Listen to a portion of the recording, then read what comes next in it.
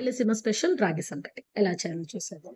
రాగి సంగటి అంటే అసలు ఇష్టం లేని వాళ్ళు ఎవరుంటారు చెప్పండి. అందులోనూ రాయలసీమ సైడ్ అంటే అసలు కంపల్సరీ డైలీ తీసుకుంటారు.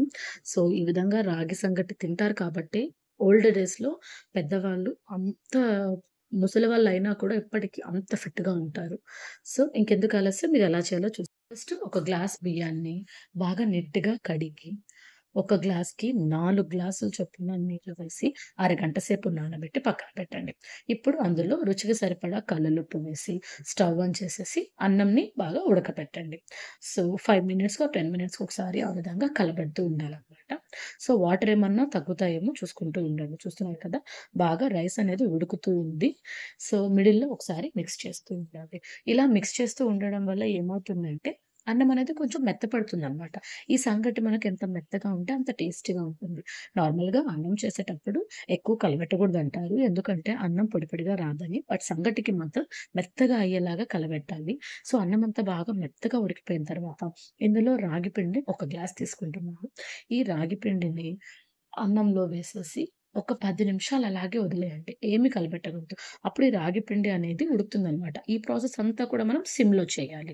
సో, 10 నిమిషాల తర్వాత ఈ విధంగా పప్పు గుత్తి కానీ, ఏమన్నా కవ్వం ఉంటుందనమాట. అవి తీసి మొత్తాన్ని ఒకసారి బాగా మిక్స్ చేయండి. స్టవ్ ఆన్‌లో ఉండంగానే ఇలా ఒకసారి మిక్స్ చేసేసి, తర్వాత స్టవ్ ఆఫ్ చేసేసి, దబరం తీసుకొని మళ్ళా మొత్తాన్ని క్లియర్‌గా చేయాలనమాట. ఈ ప్రాసెస్ అంతా కూడా ఈ రాగి పిండి అన్నంలో మిక్స్ చేయడంలోనే ఉంటుంది. చూసారు కదా! ఉండలుగా లేకుండా మొత్తం అంతా బాగా రాగి పిండి అనేది అన్నంలోకి మిక్స్ అయిపోయింది.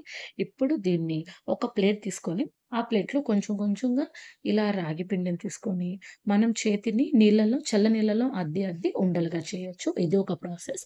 అలా లేదనుకుంటే ఏదన్నా రౌండ్‌గా ఉంటుంది కదా! అలాంటి స్టీల్ గిన్నెలేమన్నా అందులో వేసేసి ఒకసారి ఆ గిన్నెని బాగా తిప్పామనుకోండి, చాలా ఈజీగా వచ్చేస్తుంది. చక్కగా రౌండ్ షేప్ కూడా వస్తుందనమాట.